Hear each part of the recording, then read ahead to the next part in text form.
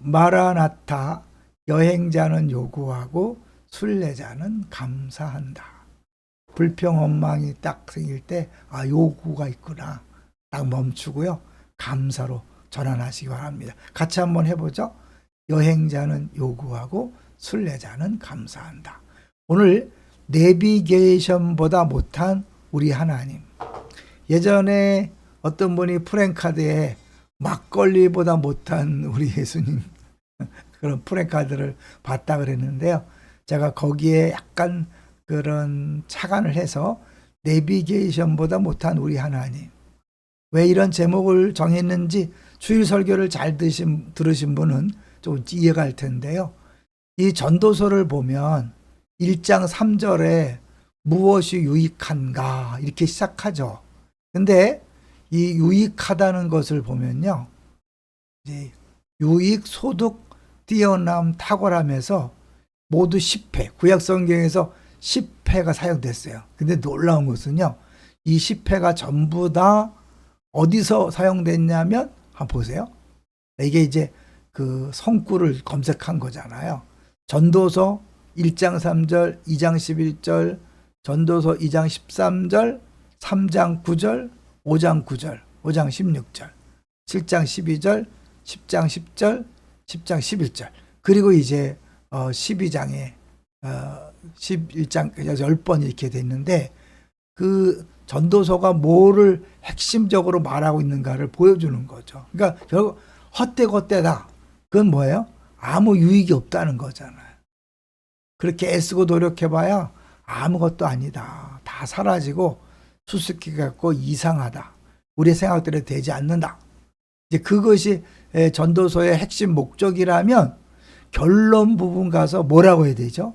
그러면 진짜 유익한 게 뭔가, 이익이 되는 게 뭔가를 해야 되는데, 전도서 12장 13절에 보면 모든 사람의 본분이니라 이렇게 결론을 짓고 있어요. 유익에서 본분으로. 이 본분이라는 건 알듯하면서도 어렵죠. 이거를 표준 세번역에서는 이것이 바로 사람이 해야 할 의무다. 이게 본분을 이렇게 번역했고요. 공동번역에서는 이것이 인생의 모든 것이다. 본분이란 단어가 모두, 다 그런 뜻이 있어요. 그러니까 본분이란 건 인생이 마땅히 해야 될 모든 것이다. 그죠? 그리고 영어 성경에서는 모든 사람의 전체 의무다. 그럼 뭐가 그렇다는 거죠? 네, 그것은 여호와의 계명을 지키는 것이다. 근데 우리가 왜 여호와의 계명을 지키는 게 중요하다 그럴까요? 이제 성맥 15기 여행 때 이번에 여수 가는 길이요, 특별히 막 새로 나온 길들이 많이 있더라고요. 그래서 계속 내비 따라가는데 계속 못 보던 도로예요. 고속도로 계속 연결되고 가는데 차들이 굉장히 많더라고요. 왜냐면 6월 6일인데다가 휴일이잖아요. 내비가 그 길로 다 인도하니까 새로 뚫린 길이지만 차가 많은 걸 볼 수 있었어요.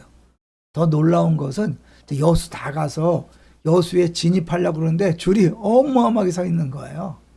그래서 사실은 이제 우리 박소 장로님이 이렇게 운전하다가 한 여자분이 막 그렇게 애교를 떨면서 양보해달라 그래서 이제 교회 차니까 당연히 양보했죠. 근데 계속 서 있으려고 하는데 우리 이제 조현수 장로님이 우리 빨리 딴 길로 가자. 그리고 봤더니 내비가 직선으로 이렇게 인도하는 거예요. 그러니까 모든 차량이 그 내비를 따라서 여수 진입로에 다 이렇게 밀려 있는데, 이제 우리 차 내비가 뚫린 길로, 좀 돌아가는 길이지만 뚫린 길로 인도해서 오게 된 거죠. 올 때, 안산으로 돌아올 때도 그냥 계속해서 저 새로 뚫린 길로 가라고 계속 인도하는 거예요. 그런데 거기 막 길이 꽉꽉 막히니까 안 뚫린, 차 없는 길로 막 오다 보니까 예정 시간이 1시간이 더 걸리는 것으로 나온 거 있죠.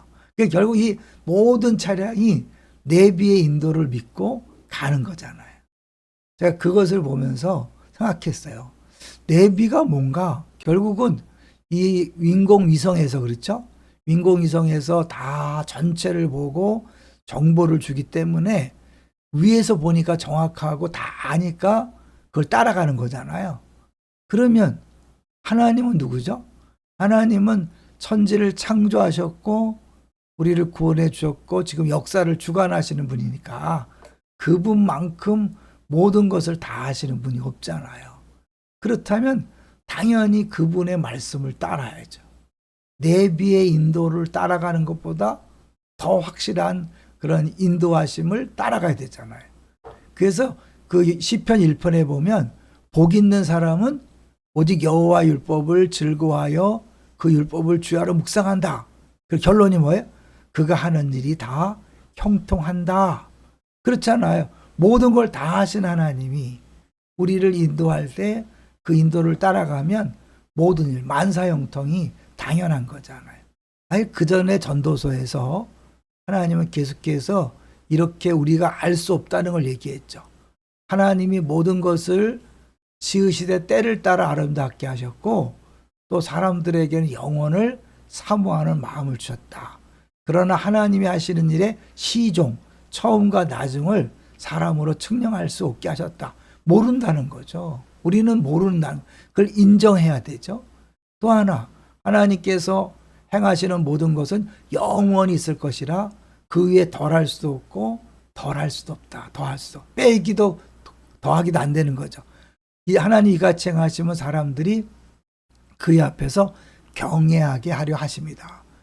하나님이 하신 일은 우리가 아무리 노력해도 더할 수 없고 뺄 수 없으니까 뜻대로 되는 거죠. 그럼 어떻게 하는 게 지혜롭겠어요? 결국은 가장 지혜로운 것은 그분이 알려주는 대로 가는 거잖아요. 그죠? 또 내가 하나님의 모든 행사를 살펴보니 해 아래에서 행해지는 일을 사람이 능히 알아낼 수 없도다. 사람이 아무리 애써 알아보려고 할지라도 능히 알지 못하나니 비록 지혜자가 안노라 할지라도 능히 알아내지 못한다. 능히 알아낼 수 없다. 능히 알지 못한다. 능히 알아내지 못한다. 결국 우리는 모른다는 거예요. 모르는데 결국 지나고 나서 보면 하나님께서 계획하신 대로만 이루어진다는 거죠. 그럼 그걸 알면 결국 하나님의 말씀을 따라가는 게 가장 지혜로운 거죠.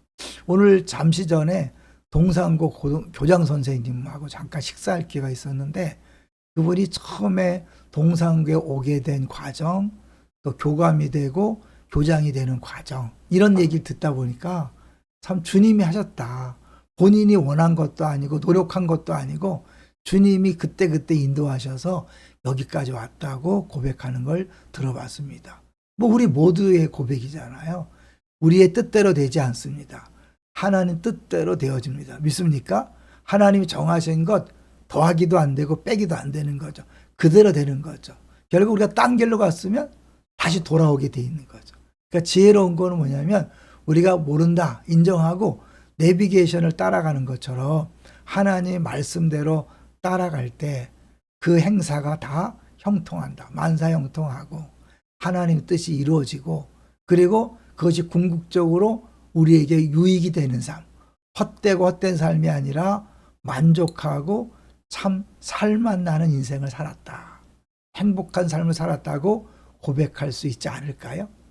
그래서 오늘 다시 한번 우리가 정말 내비게이션을 따라간다면 더 확실하고 정확한 우리 인생의 내비게이션보다 더 뛰어난 하나님을 따라가는 그 말씀을 지키고 따라가는 우리 모두가 되시기를 주의 이름으로 축원합니다. 할렐루야.